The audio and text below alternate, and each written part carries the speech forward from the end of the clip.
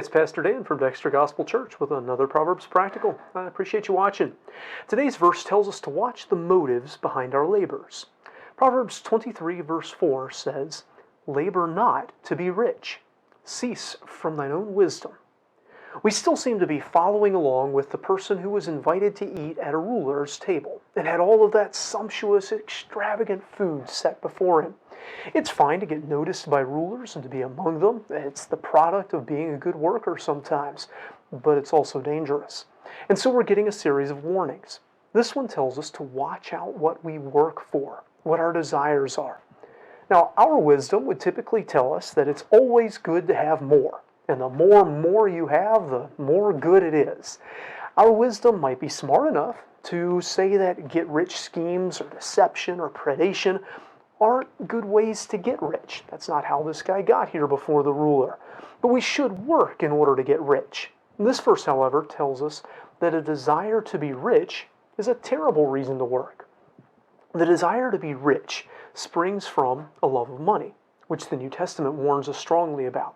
1 Timothy 6, 9 and 10 says, "But they that will be rich," or they that desire to be rich, fall into temptation and a snare, and into many foolish and hurtful lusts, which drown men in destruction and perdition.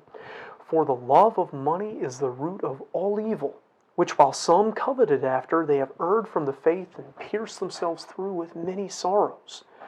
Is it wrong to be rich? Well, not necessarily. It depends on how and why we got that way. God does sometimes bless people with wealth, but wealth is also deceptive and dangerous, and it's also sometimes a test, a temptation, and even a downfall. But it's not that it's wrong in and of itself to have wealth. It is sometimes simply the product of good work.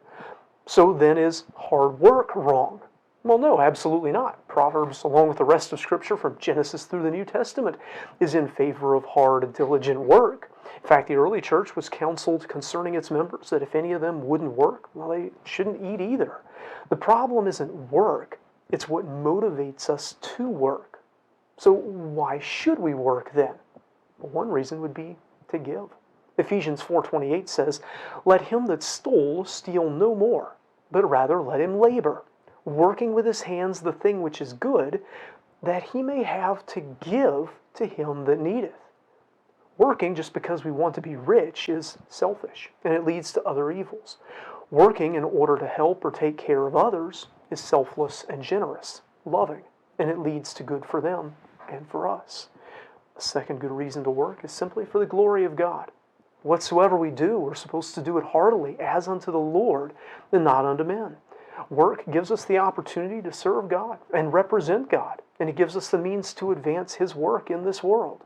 But again, that's not about us. That's about Him.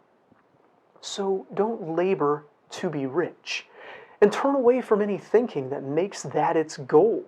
If the only reason you're doing a job or working for someone is to get rich, you're living a pretty shallow, self-centered life.